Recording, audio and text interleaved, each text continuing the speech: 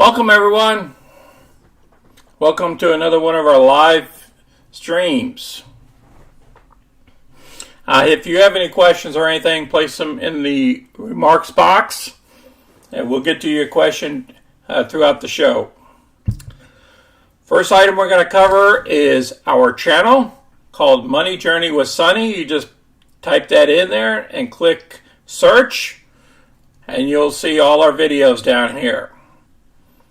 Our newest of uploads.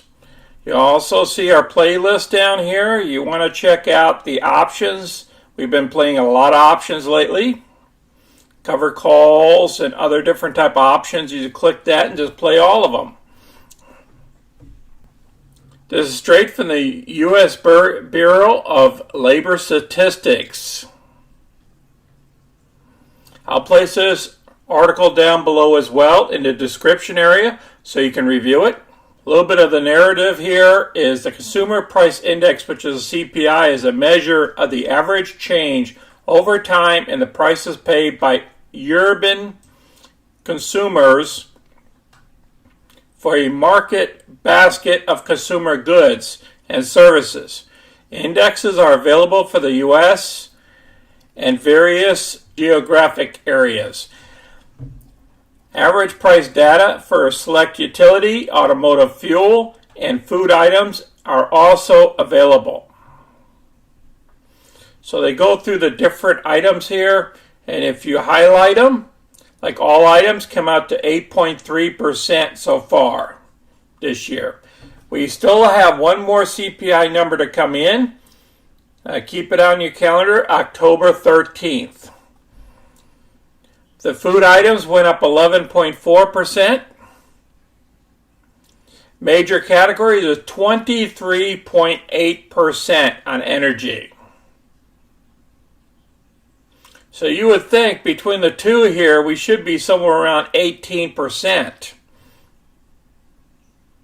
But then they cut out all items. Less food and energy comes out to 6.3%. So you see the categories here, which energy is 23.8%, which affected a lot of people out there, as well as food prices of 11.4%. And then this is the news release item. The CPI for the items raised is 0.1% in August, as shelter and food increase and gasoline falls. So from the previous month, gasoline fell. That's where that 0.1% comes into play. And then they talk about another publication about the food at home is up 13.5% for the year. So this is good information. And you can go through this and look at all the different items that they provide for you to watch.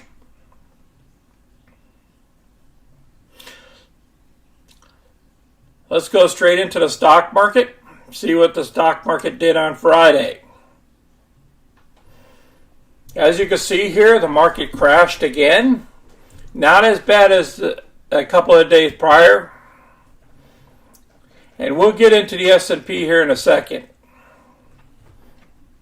But as you can see, all the stocks that we track, and we track a lot more than these stocks as well. You know, SOFI had a great week. It ran up almost to 650 and then came back down. The hood collapsed a little bit. You know, BBIG. This is a Vinker Ventures. It jumped up to about almost 120 and then it came back down to 105. And then you can see Snap and you can see TLRY as well being affected. The overall market was affected as well. So let's look at what they're saying about the S&P coming up. And how much loss are we talking here potentially? No, I think the S&P can still see another 10 to 15% correction downwards, unfortunately, and I think that really is exposed to downside risk depending on how energy prices, continue to trend, particularly internationally. So I'm not optimistic, but I do think there's some glimmers of hope in terms of certain kinds of stock picking if one had the courage to go out there and start picking up value names. All right, you heard it from another analyst there. They're stating another correction for the S&P sees another 10 to 15%. So what did we do about that? We decided to buy another put in the S&P called the SPY. So we purchased the put, the 385. We paid $725. Yeah, we only made $5 so far, but if we get a 10% correction or even a 5% correction, we're going to make money off of this position.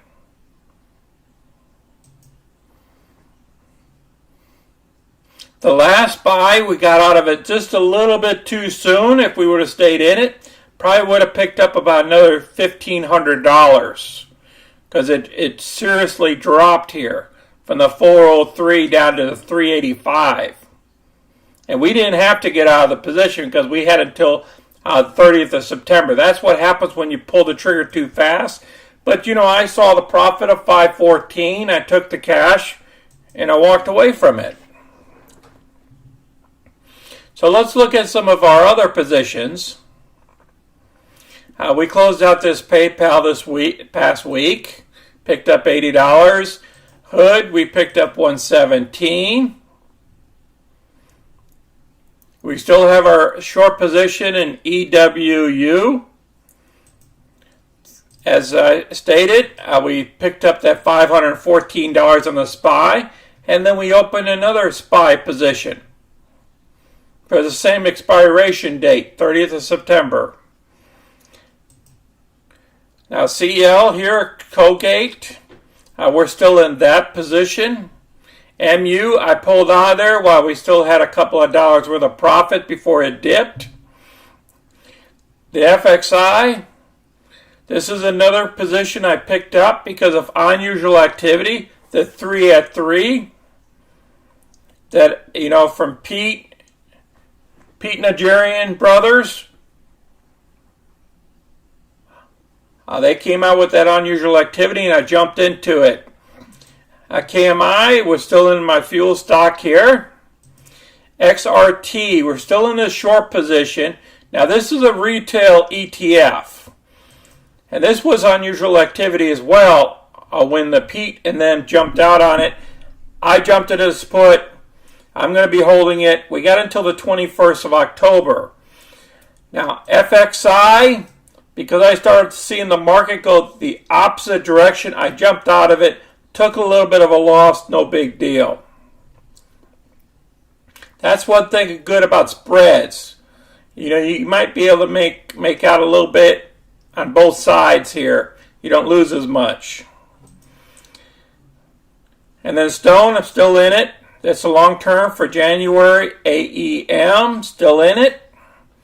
That's our gold, our mineral stock. Now Google, I jumped out of it when I started seeing the losses starting to accumulate there. Because I still believe these big indexes still have a ways to fall.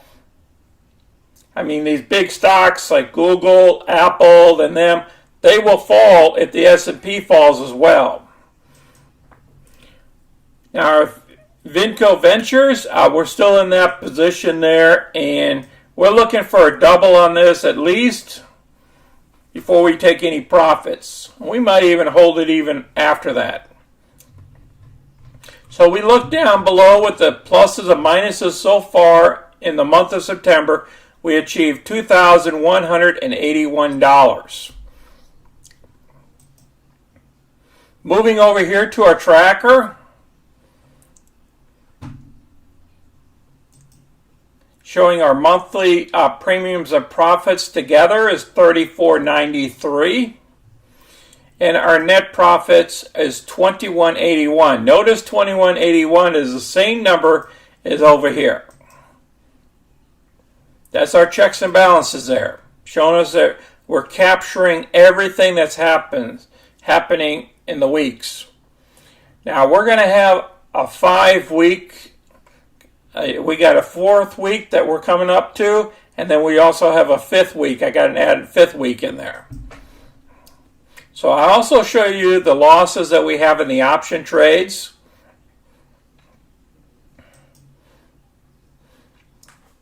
So we're totally transparent here. Now let's get back to our stocks.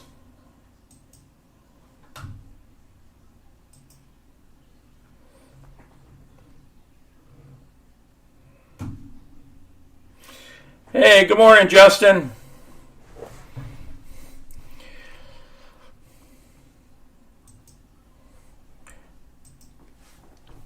Let's open up the S&P here because we're going to really need to look at this chart and see how low we can go. As you can see here, the blue line is the 50-day moving average, and the red line up here is the 200-day moving average. And this is the 1-day interval chart. Each one of these ticks represents 1 day.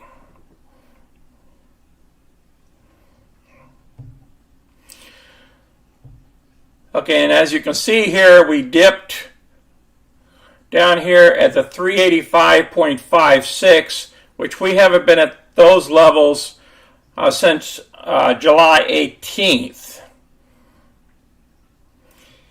And I don't see any catalysts on the horizon because earnings are not going to be coming out for a while. So there's nothing stopping the S&P from going further down.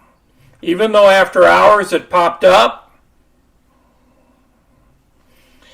But if we get any other type of bad news, or if the Fed, remember the Fed's going to be raising rates this week. If we get a 1%, and if they talk about, raising rates again in November, October, November, December time frame, any type of rhetoric like that, it's going to collapse the S&P and all the indexes. I just want you to keep that in mind. So be aware of that. Have a little bit of protection on your trades out there. That's what I recommend. A little bit of money on the table to protect some of your trades from your stock trades is a good thing. There's nothing wrong with that. Especially when we came from 429. That's on 816. It collapsed all the way down here to 9.6, down here to 390, popped back up, and then she's collapsed again because of the bad CPI numbers. So if we get another bad report next month in October, and they have to keep raising rates, folks, I don't know how far we can go down, but the S&P can recheck the June numbers, which is a 380, and can even go down further than that. Whatever the Fed has to do, they're going to do it. Yeah, you can see where we popped up here to about the 120 mark, and then we settled back down. And we're just going to go sideways for a while. I don't see anything changes here unless we get some positive news, or if some of the shorts decide to start covering. And then we can go a little bit higher. I would say somewhere around the 125 or so. But as long as they're raising interest rates, it's going to affect all these stocks as well. Sometimes not as bad as this stock here and Nano Dimension. It won't affect them as well either because of their cash position. Because as you can see, Nano Dimension dropped down here to 250 as well. They had a little bit of pop here that pushed them up to 268. It looked like some short covering. That's why you had 18.72 million shares traded in one day. But as you can see, it adjusted back downward.